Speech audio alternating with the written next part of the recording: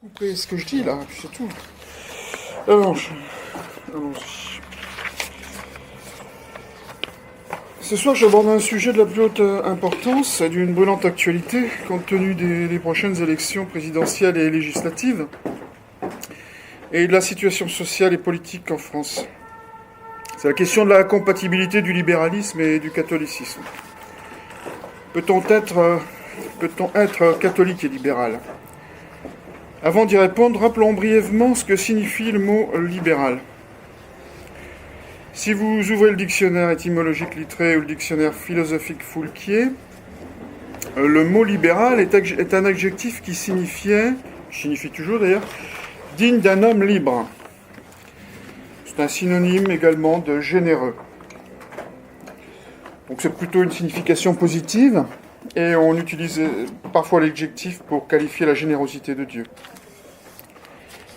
Le mot libéralisme, quant à lui, est apparu en Espagne vers la fin du XVIIIe siècle pour désigner les partisans des constitutions et des parlements qui visaient à limiter la monarchie. Donc libéral avec le sens de généreux, ou libéralisme comme limitation des pouvoirs ou contre-pouvoirs, est-ce que cela suffit pour soutenir que par là le libéralisme est baptisé catholique ? Certains catholiques le croient vraiment. Je constate par exemple qu'un directeur de radio d'orientation catholique se dit national-libéral et ne permet pas des émissions, par exemple des émissions économiques, qui seraient estampillées anti-libérales. Comme quoi le libéralisme c'est placer certaines limites à la pluralité selon si ça l'arrange. Ce qui, comme vous allez le voir dans la suite, est tout de même un incroyable retournement dans la conception catholique. Je constate également que certains économistes ou chefs d'entreprise qui font partie d'associations, des catholiques pour les libertés, se disent franchement libéraux. Certains proclament d'ailleurs tous capitalistes pour signifier qu'il n'y a pas d'incompatibilité. Je note également que certains cercles invitent des anarcho-libertaires à parler des merveilles du libéralisme aux catholiques, ce qui ressemble très curieusement à des formes d'infiltration. J'entends également certains catholiques traditionalistes qui affirment qu'il est possible d'être libéral qu'il est possible d'être catholique et d'être tout à fait libéral en économie. De manière plus générale, beaucoup semblent croire que l'économie relève d'une matière indifférente ou optionnelle et renvoient à cet argument, un peu un argument massu, surtout pour ceux qui ne connaissent pas tellement les questions économiques et philosophiques. Le libéralisme est multiple. Et il cite en exemple Bastiat, Hayek, Hoppe. Tous ces gens-là s'attaquent à l'État et il leur semble qu'en s'attaquant à l'État, cela suffit à les ranger du côté de la liberté économique et du catholicisme. Alors avant d'entrer en matière et d'apporter des arguments précis, je voudrais d'emblée répondre à tout ce que je viens d'énoncer, à cette vague idée un peu confuse de la compatibilité du catholicisme et du libéralisme. Et je vais y répondre par une image extrêmement claire qui nous est donnée par les évangiles. L'évangile nous dit, au chapitre 5 de Marc, au verset 8 très précisément, à propos de l'homme de Gérasa, le Gérasénien, qui était un homme possédé, qui était tellement possédé que lorsqu'on l'enchaînait, il parvenait à briser ses chaînes. Lorsque le Christ a guéri ou a libéré de l'esprit impur le Gérasénien, le Christ lui a en même temps demandé « Quel est ton nom ?» Et la réponse fut « Mon nom est Légion, car nous sommes nombreux. » Eh bien, je crois que c'est ce qu'est le libéralisme. C'est une sorte de pandémonium qui rassemble un grand nombre qui a de multiples facettes, mais qui est toujours sur les ordres d'un même chef, un peu faussaire, et c'est ce que je vais essayer de vous montrer maintenant. Ce rapprochement, d'ailleurs, n'est pas qu'une métaphore, parce que il faut savoir, vous le savez peut-être, que le mot diable a dans son étymologie signifie division. Et une des marques du libéralisme, c'est la séparation. Séparation du privé et du public, de la religion d'avec la politique, division ou séparation des pouvoirs, séparation de la politique et de l'économie, etc., etc. Et puisque les libéraux procèdent par segmentation, comme je viens de l'énoncer, entre religion, philosophie, politique, économie, voyons ce qu'il en est de la pertinence de ces séparations qui justifieraient donc la compatibilité du libéralisme et du catholicisme. Alors commençons par la religion. Est-ce qu'on peut être catholique et libéral dans le domaine religieux ? C'est surtout au XIXe siècle que le libéralisme s'est vraiment durci et constitué comme une théorie politico-économique, philosophique et politico-économique. Et depuis le XIXe siècle, il essaye de nous faire croire donc, que cette compatibilité est possible avec le christianisme et le catholicisme en particulier. Au XIXe siècle, Louis Veuillot avait écrit un livre qui s'appelle « L'illusion libérale ». Dans ce livre, il réfutait de manière brillante cette compatibilité.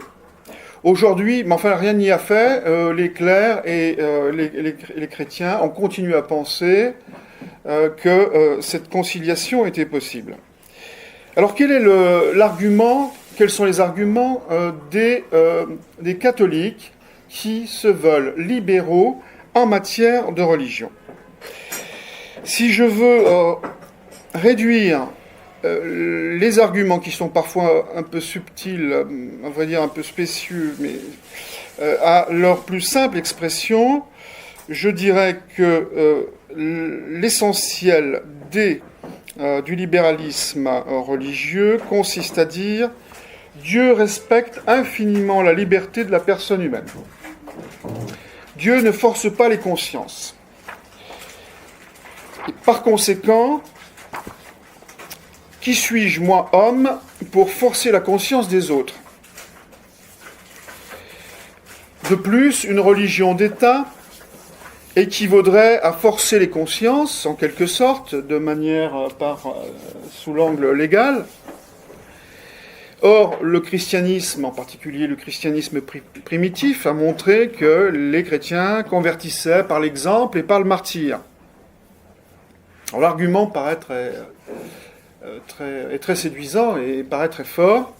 Et je voudrais montrer qu'il est, derrière ces apparences de justesse, cet argument est très trompeur. Alors, je vais donner 3 raisons pour lesquelles cet argument, ou l'essentiel de ces arguments ramenés à cet argument un peu choc, et donc n'est pas valide, est un peu spécieux. En premier lieu, il est vrai que Dieu respecte infiniment notre liberté. Mais il ne faut pas imaginer qu'il ne nous met pas en garde contre ce pouvoir de libre arbitre qu'il nous a donné. Le libre arbitre, vous le savez, c'est la capacité qu'a l'homme de déterminer sa volonté en conscience. Or, le libre arbitre peut nous conduire au mal et à la mort, autant qu'au bien et à la vie, n'en déplaise aux protestants, car nous savons très bien par expérience que nous avons le pouvoir de faire ou du bien ou du mal. C'est par le libre arbitre que je me damne. Le libre arbitre peut me conduire en enfer. Le philosophe danois Kierkegaard, qui est né dans le luthéranisme et qui attaquait le fonctionnarisme du clergé luthérien à son époque, qui inclinait aussi au catholicisme, a écrit « Au temporel, on peut être tué par la main d'un autre. Au spirituel, on ne peut que se tuer par soi-même. » C'est pour ces raisons, donc raison, le libre arbitre, mon choix entre le bien et le mal, que la Bible, au livre du Deutéronome, chapitre 30, verset 19. La Bible, Dieu nous dit, ou Dieu plutôt s'adresse à Israël et à nous par la même occasion. Vois, j'ai mis devant toi la vie et la mort, choisis la vie. C'est pour les mêmes raisons que Jésus-Christ nous déclare dans les évangiles, par les évangélistes, celui qui ne croit pas en sa révélation est déjà condamné. Ce que cette phrase signifie, c'est que l'homme repousse librement la révélation qui s'offre à lui. Alors que si nous prenons la peine de chercher la vérité, si nous cherchons nos origines et nos fins, si nous donnons les moyens de connaître la religion et la vraie religion, nous trouvons. Qui cherche trouve, dit l'Évangile. Ce que je viens de dire, tout ceci, les libéraux chrétiens, les catholiques qui se disent libéraux, ne le disent pas et le cachent. Ils se mettent donc en contradiction avec l'Écriture, qui commande de prévenir qu'il y a un choix à faire, que l'enfer existe, qu'il y a une vraie religion pour qui la recherche. Et ils tendent à masquer toutes ces vérités sous un dehors, sous un certain optimisme qui est aussi une des caractéristiques du libéralisme. Deuxième point, je ne sais pas si vous avez remarqué à travers ce que j'ai dit, mais j'ai dit que le libre arbitre peut nous conduire au mal ou au bien. Mais vous avez remarqué que la liberté se distingue du libre arbitre. On ne peut pas réduire la liberté au libre arbitre, précisément parce que je peux choisir, je peux bâtir une liberté à partir de mes choix, à chacun de mes choix. Et donc, il n'est pas question, on ne peut réduire la liberté au libre arbitre. Or, c'est ce que ne disent pas les libéraux. Ils font mine de nous laisser croire que libre arbitre et liberté, c'est une seule et même chose, ce qui n'est pas du tout le cas. La liberté, en fait, se construit, se bâtit à chacun de nos choix, au quotidien, à chaque instant pratiquement. La liberté, c'est cette indépendance que nous avons à nos passions, à tout ce qui peut nous lier. Cette indépendance, une force de caractère que nous pouvons construire et qui va nous élever.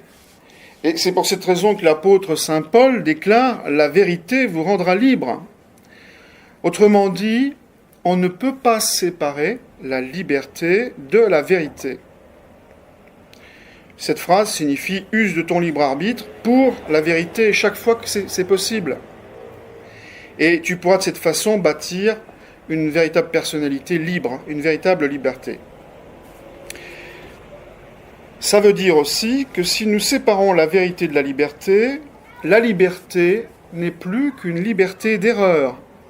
Et les conséquences se feront sentir à plus ou moins long terme en fonction de notre degré de négation de la vérité. Comment donc les libéraux peuvent-ils faire mine de croire ou de faire croire que la liberté se ramène au libre arbitre ? Est-ce qu'ils ne connaissent pas toutes les conséquences de cette séparation ? Une séparation supplémentaire, soit dit en passant. En fait, il n'y a pas de pire ennemi de la liberté que la fausse liberté. Troisième réfutation du libéralisme religieux, ramené à son argument « Dieu ne force pas les consciences ». Dieu nous laisse libres, oui, effectivement, mais il nous prévient. Donc, troisième réfutation de cet argument, on peut admettre sur le plan individuel, mais beaucoup se disent, de quel droit imposer une religion à des communautés ? Alors, ici aussi, l'air de rien, apparaît un subterfuge qui est lié à la fausse conception de la liberté que se font les libéraux. Ce subterfuge, c'est de méconnaître la différence qu'il y a entre la morale individuelle et la morale sociale ou publique. Les catholiques libéraux, et même des clercs, car ils ne sont plus vraiment formés à la philosophie morale, tendent à assimiler la morale individuelle et la morale sociale. Et de ce fait, il raisonne sur les collectivités, sur les communautés, comme s'il raisonnait sur des individus, et réciproquement. Or, c'est une grosse erreur, et même c'est une faute morale en certains cas. Car on ne peut pas être tolérant à l'égard de l'individu, comme on est tolérant à l'égard des communautés, ou plutôt on ne peut pas être tolérant à l'égard de collectivités, comme on est tolérant à l'égard d'un individu. Le politique a une grande responsabilité. Il a une responsabilité à l'égard de l'organisme social dans son ensemble. Il a un devoir. Et d'après la philosophie de saint Thomas, et qui est aussi un des principes de la doctrine catholique, il y a des impératifs liés au bien commun qui sont supérieurs aux intérêts particuliers et individuels. Donc pour cette raison, il n'est pas permis de confondre et d'appliquer aux communautés ce que l'on applique aux individus. Donc ceux qui prêchent le mélange ou la coexistence des communautés religieuses ou philosophiques, comme le font toujours les libéraux, en l'occurrence je dis en l'occurrence dans la situation actuelle, prêchent une sorte de christianisme des catacombes.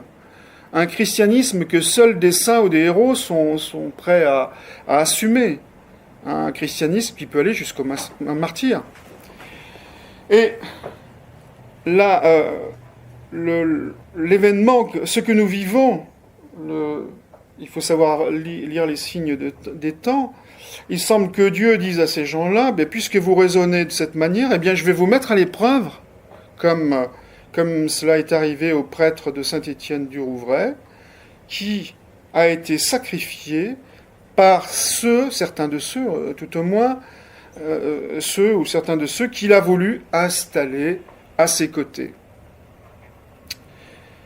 Voilà. Alors, outre la division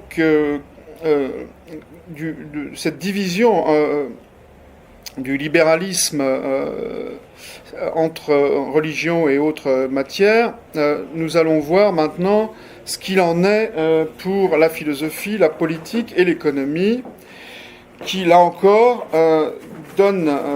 cette segmentation donne l'impression que l'on peut opter pour le libéralisme dans l'un de ces domaines et ne pas être libéral dans un autre de ces domaines. Alors, parlons maintenant de philosophie. Du point de vue catholique, la philosophie ne se sépare pas de la religion, bien évidemment. Cependant, il y a des auteurs qui pensent que l'on peut rester chrétien, que l'on peut être chrétien libéral, et ils se réfèrent, ils invoquent très souvent le cas des pays anglo-saxons, qui, depuis des siècles, se revendiquent libéraux et chrétiens. De plus, ils nous disent, regardez le dynamisme des pays anglo-saxons, regardez leur efficacité économique et sociale, regardez l'Angleterre qui a été à la tête de la révolution industrielle, et les USA qui sont la première puissance économique et militaire, etc. Ils nous disent, ils le doivent à la philosophie libérale. Je ne saurais vous dire combien ces arguments sont trompeurs quand on les examine de près. Mais pour bien le montrer, je vais je vais vous parler d'un auteur qui est John Locke, qui a fourni une base philosophique apparemment très solide à ses conceptions de la politique et de l'économie, donc enracinées en philosophie. John Locke a contribué Il avait 17 ans quand on a coupé la tête, quand on a tranché la tête du roi Charles Ier, mais il a contribué à installer le libéralisme en Angleterre. Alors avec Locke, on a vraiment l'impression que le libéralisme se concilie très bien avec le christianisme. Il a fait tous ses efforts philosophiques sont portés vers cet essai de conciliation sous le titre de christianisme raisonnable. Par exemple, je vais reprendre les principales bases qui l'amènent à soutenir le libéralisme et à défendre la tolérance. C'est son objectif de départ. En matière de théorie de la connaissance, Locke part de l'expérience et il se sert du principe d'Aristote. Rien qui naît dans l'intelligence, qui n'ait d'abord été dans les sens. En métaphysique, Locke admet une preuve de l'existence de Dieu que l'on trouve chez saint Thomas d'Aquin, qui s'appelle la preuve contingentia mundi. En gros, le monde est, s'il y a un monde contingent, c'est qu'il y a un être qui n'est pas contingent, donc un être nécessaire, Dieu. En matière de morale et de droit, il soutient l'existence d'une loi naturelle et d'un droit naturel qui justifie la politique et l'économie. Avec tout cela, finalement, on se dit, et beaucoup de gens, lorsqu'ils lisent Locke, c'est un auteur qui est quand même assez impressionnant dans son argumentaire logique, dans ses articulations logiques. Lorsqu'on a lu tout ça, si on n'examine pas de très près donc ces raisonnements, on a le sentiment qu'on est parfaitement en terrain chrétien et en milieu chrétien. Alors on est peut-être dans une sorte de christianisme, dans une forme de christianisme, mais on n'est certainement pas dans la doctrine catholique et dans la doctrine thomiste. Il faut savoir en effet, alors je fais un petit excursus biographique, il faut savoir que Locke avait été médecin au service. Il n'était pas diplômé médecin, mais il avait été médecin, l'équivalent d'un médecin au service de Lord Ashley, comte de Shaftesbury, lequel comte entreprenait de renverser le pouvoir. Et il était assez étroitement lié à lui pour partager ses idées et avoir été exilé d'Angleterre en 1682. Exilé jusqu'à... Il n'a pu revenir en Angleterre qu'en 1689.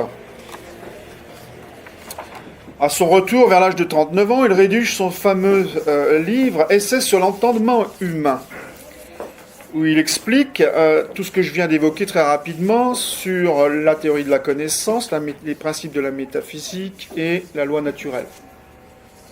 Qu'en est-il donc de ces principes avancés par Locke pour asseoir son christianisme raisonnable, conciliable avec la liberté de conscience? Alors, si nous prenons le principe d'Aristote, rien dans l'intelligence qui n'ait d'abord été dans les sens, en fait son emploi par Locke ne doit pas du tout faire illusion, car pour lui, tout vient de l'expérience sensible, et bon nombre de vérités universelles ne le sont pas. Pour lui, un certain nombre de vérités considérées comme universelles par le christianisme, et par la scolastique en particulier, ne sont que des conventions. Le principe de non-contradiction, qui est fondamental, et comme par hasard, et c'est le cas de la plupart du libéralisme, le principe de non-contradiction est nié. Locke en fait un principe qui est acquis par l'éducation. Dans le domaine moral, la maxime évangélique « ne fais pas aux autres ce que tu ne voudrais pas qu'ils te fassent » est également niée. Elle n'est acquise que par l'éducation. En réalité, ce que ne nous dit pas Locke, ce qu'il ne voit pas ou ce qu'il nous cache, c'est que ces principes, la négation de ces principes, viennent d'une conscience altérée ou d'une conscience qui est marquée par la mauvaise foi. Car tout homme les identifie immédiatement lorsqu'il en va de sa vie ou même lorsqu'il en va de son portefeuille. On voit tout de suite ce qu'est le principe d'identité, le principe de non-contradiction et ce qu'est le principe de la justice morale. Il n'y a pas à s'inquiéter pour cela. Pour le dire d'une manière un peu plus triviale, Locke est un peu relativiste en matière de principes métaphysiques. En ce qui concerne la loi naturelle, là j'en profite pour rappeler que Léo Strauss a écrit un livre qui s'appelle Droit naturel et histoire, qui a été consacré à tous ces auteurs qui, à la fin, au moment de la scolastique déclinante, donc la scolastique c'est la philosophie de saint Thomas, c'est ce qu'on appelle l'école, lorsque la scolastique a commencé à disserter sur le sexe des anges, comme on dit, un certain nombre de penseurs ont voulu renouveler la philosophie et le droit, Et on parlait de droit naturel, mais ce droit naturel n'est qu'en partie le droit naturel chrétien et catholique. Et le livre de Léo-Strauss est consacré à cette notion de droit naturel chez Hobbes, Locke, Rousseau, Grotius, Pufendorf. Et ce qu'il nous dit, c'est qu'il y a une grande révolution dans le droit naturel. Je vais donner un exemple précis qui nous intéresse direcement pour notre sujet. Prenez la notion de propriété chez Locke, qui est fondamentale, puisque pour lui, l'homme est essentiellement un propriétaire. Pour Locke, la propriété est antérieure à l'État. Et si on s'arrête là, effectivement, pour la doctrine catholique, pour Aristote, pour saint Thomas, la propriété est en effet antérieure à l'État. Mais il ne suffit pas de dire on est d'accord là-dessus pour être libéral. La conception de Locke, qu'a Locke de la propriété, c'est une conception qui absolutise la notion de propriété. Et en réalité, en fait, pour le catholique, la propriété a des limites. L'homme n'est pas, la propriété ne peut pas être un absolu. Plus largement, prenons la conception qu'a Locke de l'homme. L'homme entre en société en passant un pacte avec d'autres hommes, pacte par lequel il se défait d'une partie de sa souveraineté pour conserver sa sécurité et ses biens, son corps et sa propriété. Et c'est pour cette raison qu'il confère à un souverain, qu'on ne peut pas vraiment appeler un souverain, puisque c'est plus un mandataire qu'un souverain authentique, et il lui donne une partie de pouvoir, il lui donne une parcelle de sa souveraineté pour que ce souverain ou ce pseudo-prince puisse lui garantir sa sécurité, sa liberté et garantir ses biens.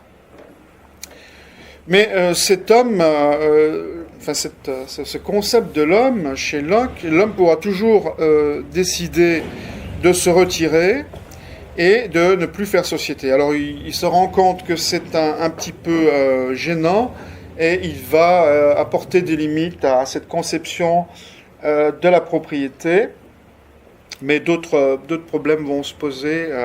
La théorie va être un petit peu va être complexifiée, mais c'est un sujet que je ne veux pas aborder ce soir, que j'aborderai dans un chapitre à part. C'est justement donc cette philosophie de la propriété, cette conception de l'homme souverain qui rentre en société par un pacte. Vous remarquez au passage, ce n'est pas du tout la conception de l'animal social qu'a Aristote, ce n'est pas non plus la conception catholique. Dans la conception catholique, l'homme ne naît pas tout armé de droits dans le ventre de sa mère, il est dépendant d'un père, d'une mère, il est dépendant d'une cellule familiale pendant de nombreuses années, il est dépendant de la société, etc. Donc on est loin, sous les apparences de proximité, sous des apparences de conception similaire, on est très loin. Donc les deux exemples, retenez ces deux exemples. La propriété, la conception de la propriété comme absolue, chez Locke, ce n'est pas la propriété dans la doctrine chrétienne. De même, la conception d'un homme souverain qui passe un pacte, ce n'est pas davantage la conception catholique. Le but de Locke, en fait, était de limiter le pouvoir des papistes et du pape et le pouvoir du roi. C'est pour cette raison, d'ailleurs, que lorsque Voltaire a lu Locke, il a crié au génie, bien sûr, et il louait Locke comme le grand philosophe de son temps. Forcément, Locke a posé les bases du libéralisme politique et économique. Alors, je vais conclure sur la partie philosophique, mais peut-être faire une référence. Pour ceux qui voudraient une démonstration en règle de la pensée de Locke, je recommande très vivement le manuel du chanoine Henri Collin, manuel de philosophie thomiste, aux éditions Teki. Et puis, bien sûr, je recommande également le livre de Léo-Strauss, Droit naturel et histoire, où Léo-Strauss nous montre de manière remarquable comment Locke s'empêtre lorsqu'il va devoir concilier la révélation évangélique avec sa théorie de la connaissance, qui est en fait une juxtaposition de thèses qui sont inconciliables.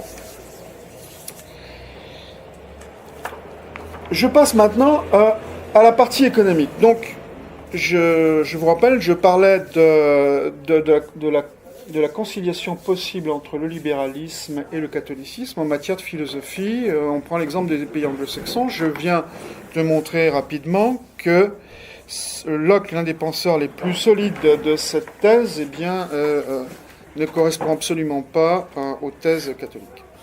Venons-en maintenant au chapitre politique, puisque certains qui connaissent pas tellement les questions philosophiques et qui ne s'embarrassent pas de ces questions, estiment, beaucoup de catholiques libéraux, en cette période électorale on le voit, on l'entend, pensent que l'on peut être catholique et libéral, ils se réfèrent à des principes qui sont quasiment plutôt des poncifs, des préjugés. Ils se réfèrent à Montesquieu, à cette idée que le pouvoir doit arrêter le pouvoir, qu'il faut des pouvoirs divisés pour qu'il y ait des contre-pouvoirs et éviter la tyrannie. Là aussi, on est dans des apparences de bon sens, mais lorsqu'on examine de près les bases, on s'aperçoit qu'elles sont assez fragiles. Alors, est-ce qu'il est vrai que depuis Montesquieu, le pouvoir arrête le pouvoir et qu'il y a des contre-pouvoirs? Mais pas du tout, pas du tout. Car l'absence de tête, d'une tête sûre, comme on avait dans le cas d'une monarchie de droit divin où les rois n'avaient pas besoin d'ambitionner le pouvoir, ils étaient héritiers ou successeurs du pouvoir, eh bien cette absence de tête sûre a tendance à fouetter les ambitions de ceux qui veulent arriver, et d'autre part, la division, je ne dis pas la distinction, la division des pouvoirs exécutifs, législatifs et judiciaires entretiennent également cette quête du pouvoir.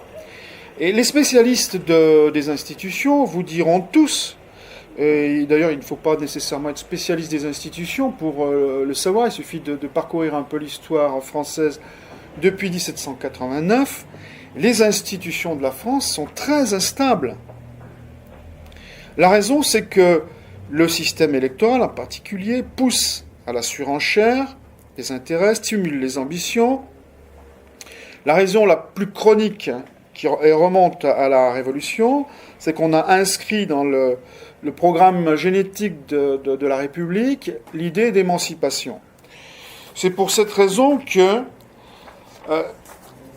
dans toutes les républiques, dans tous les régimes depuis 1789, les régimes passent d'un effort de stabilisation des institutions à des ruptures de cette stabilisation, parce que l'émancipation oblige à rompre ce qu'on a stabilisé, et une fois qu'on a trop cassé les règles, on s'aperçoit que c'est l'anarchie ou que les gens ne travaillent que pour leurs intérêts et oublient le bien commun. À ce moment-là, on est obligé de stabiliser, et c'est ce que De Gaulle a essayé de faire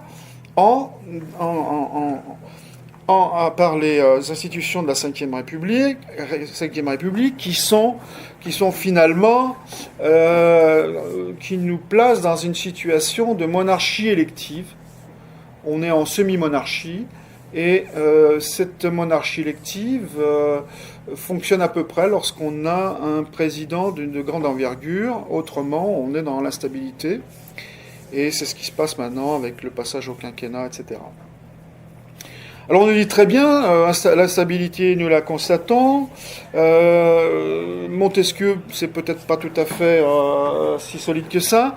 Mais est-ce que l'État n'est pas incompétent en matière de religion? Voilà ce que nous disent un certain nombre de catholiques et des clercs qui inclinent au libéralisme, à un certain libéralisme un peu timoré, en nous disant la laïcité c'est incontournable parce que l'État serait au-dessus des partis, au-dessus des convictions. Alors il faut répondre, c'est une pure illusion. Pour les raisons que j'ai indiquées plus haut à propos du libéralisme religieux,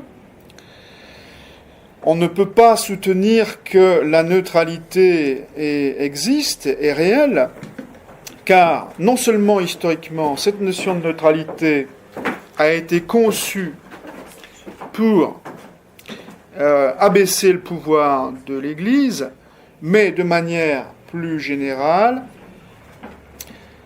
il n'y a pas de pouvoir neutre. Il n'y a pas de liberté d'indifférence. Ici, en l'occurrence, en politique comme en matière individuelle, ne pas choisir, c'est choisir.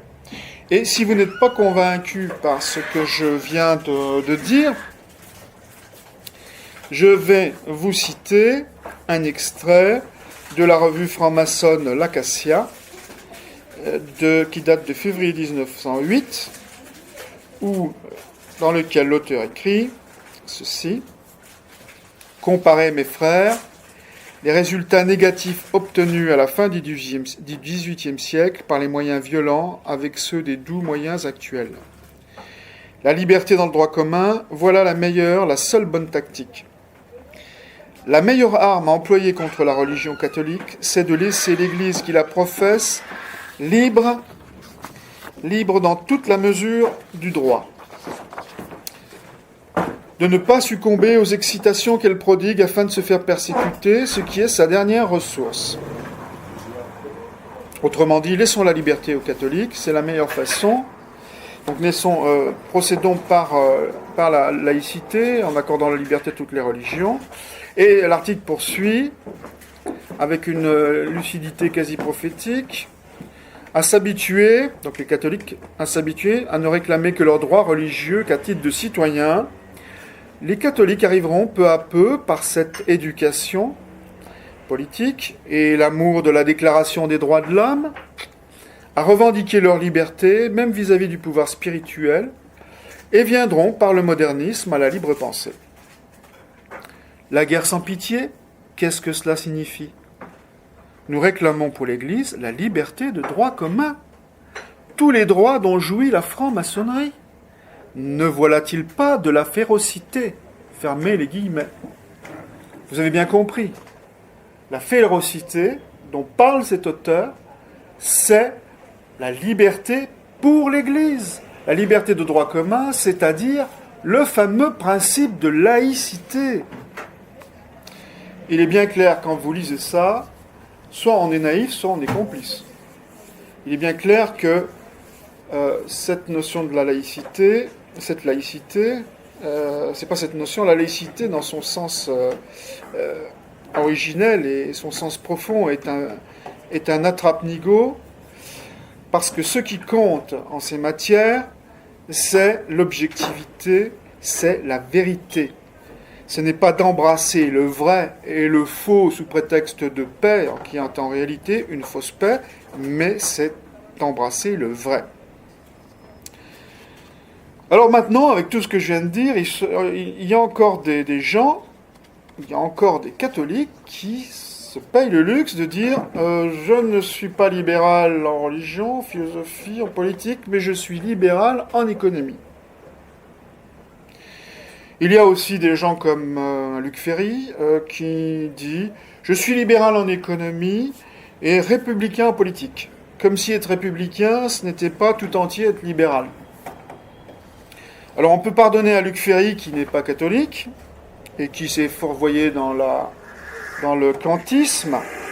Kant est aussi un penseur libéral. Mais comment un catholique, un intellectuel, plus précisément un intellectuel catholique, peut-il à ce point méconnaître ce qu'enseignent les papes à ce sujet ? Tous les papes ont condamné le libéralisme, du moins jusqu'à Pie XII. Alors, est-ce qu'on peut être catholique et libéral ? Est-ce qu'on peut effectuer cette séparation ? Je vous le dis, je connais bien la question, j'ai bien étudié la question pour être économiste et philosophe de formation. C'est impossible.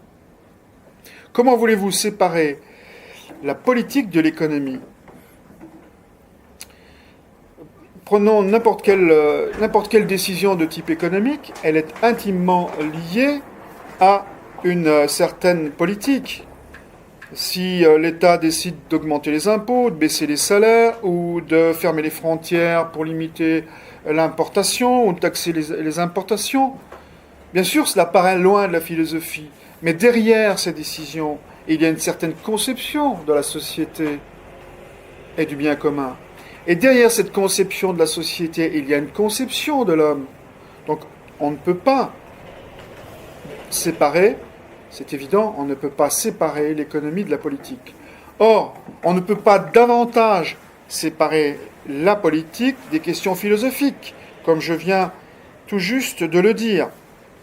Pour ceux qui seraient intéressés par ce sujet, examiné de près, je me permets de citer le numéro de septembre 2015 de Civitas, que j'ai rédigé, j'ai rédigé le dossier qui s'intitule Les principes naturels de l'économie politique, où vous retrouvez les principes de la doctrine catholique en matière d'économie, et vous verrez très clairement que les principes économiques, tels que nous les trouvons dans les encycliques des papes Rerum Novarum et Quadragesimo Anno, qui célèbrent justement l'encyclique Rerum Novarum, qui porte sur l'économie, tous les principes, ces encycliques dont je recommande vivement la lecture, montrent très clairement qu'il n'est pas question, qu'il n'est pas possible d'être libéral dans ces matières.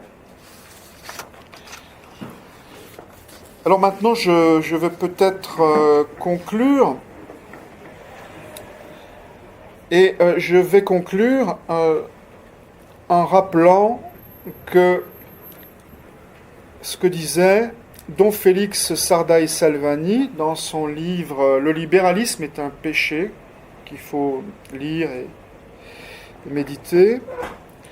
Ce que nous dit Don Félix Sarda Salvani, c'est que le libéralisme est une hérésie.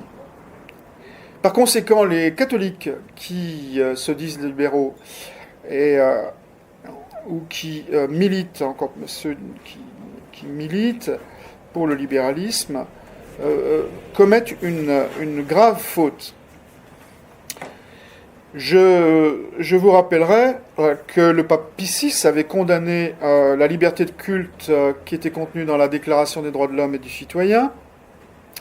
Je rappelle également que le pape Grégoire XVI, au moment où Lamennais avait commencé à écrire, était passé au libéralisme, avait condamné le libéralisme de Lamennais dans l'encyclique Mirarivos, qu'on peut trouver facilement sur Internet. Je rappelle également que Pie IX,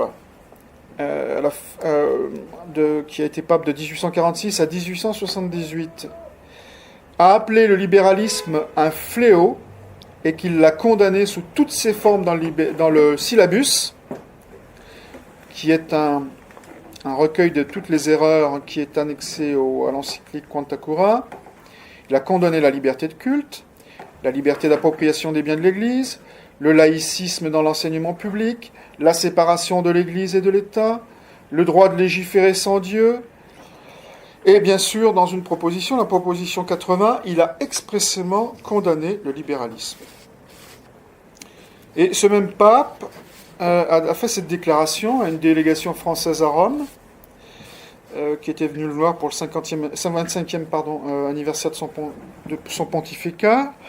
Pie IX avait déclaré « Mes chers enfants, il faut que mes paroles vous disent bien ce que j'ai dans mon cœur, ce qui afflige votre pays et l'empêche de mériter les bénédictions de Dieu, c'est le mélange des principes.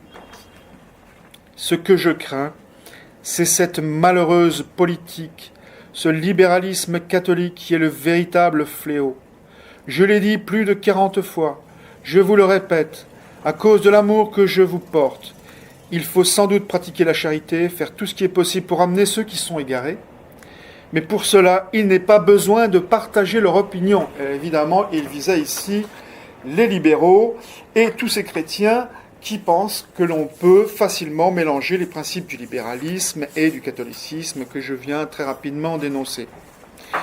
Et alors cela va très loin, cela va très loin parce que on peut dire que le catholique libéral est quasiment notre pire ami ou notre pire ennemi, L'abbé Maignan, dans un livre qui est facilement accessible également sur Internet, un livre qui s'intitule La souveraineté du peuple est une hérésie, a écrit cette phrase à la fin de cet ouvrage: « Frappez les catholiques libéraux et vous tuerez la révolution. » C'est vous dire si le catholicisme libéral est notre ami. Il est ami autant que peut l'être un traître. Voilà, j'ai pratiquement terminé. Puisqu'il me reste quelques minutes, je voudrais peut-être dire un mot de l'actualité pour vous dire à quel point les institutions occidentales sont marquées par le libéralisme. Je viens de lire dans le journal du 17 mars, de Figaro, que Donald Trump a pris un décret pour suspendre la délivrance des visas aux ressortissants de 6 pays musulmans. Il a donc été élu et donc il prend ce décret au nom du peuple. Or, il se trouve que 2 juges ont fait en sorte de bloquer ce décret pour juger de sa constitutionnalité. Donc le décret est suspendu. Ainsi, un homme qui a été élu et un peuple qui a compris le danger inhérent à une certaine religion conquérante et à une certaine idéologie ne peut pas faire appliquer la politique qu'il a choisie. Et cette situation est tout à fait légitime. Que voulez-vous dire à ces juges qui ont bloqué qui ont bloqué ce décret? Ils sont parfaitement dans leur droit, car ils se réfèrent à la Constitution qui est intangible, et donc ils soumettent ce décret à la constitutionnalité et attendent qu'un jugement soit porté, comme nous ici en France, on attend un jugement du Conseil constitutionnel pour pouvoir se prononcer. C'est donc tout à fait scandaleux, et cela vous montre de quelle manière des gens qui ont un réel pouvoir caché peuvent faire exécuter, au nom de l'état de droit et sous prétexte de démocratie, peuvent faire exécuter leurs décisions arbitraires par des juges qui sont simplement des rouages d'un système, quand ils ne sont pas eux-mêmes complices. Alors avec tout ça, qu'est-ce que je peux dire des élections françaises prochaines? Après tout ce que je viens de vous dire, je ne vois pas comment je pourrais appeler à voter pour un parti. Tous les partis en présence sont des partis libéraux. Même le Front National n'est pas embarrassé lorsqu'on parle de loi naturelle, et il ne fait pas d'objection quant à la transgression de la loi naturelle. Et je vous dirais que même si l'on voulait voter Marine Le Pen pour gagner des élections, pour éviter le moins pire, on ne sortirait absolument pas des problèmes, pour la simple raison que cet esprit du libéralisme est inhérent à nos institutions, est inhérent à nos partis, et que la situation serait toujours la même après des élections. Tout ce qu'on peut finalement, ce qui sortira de mieux finalement, c'est un conflit qui nous conduira vers autre chose, et c'est ce que nous pouvons espérer.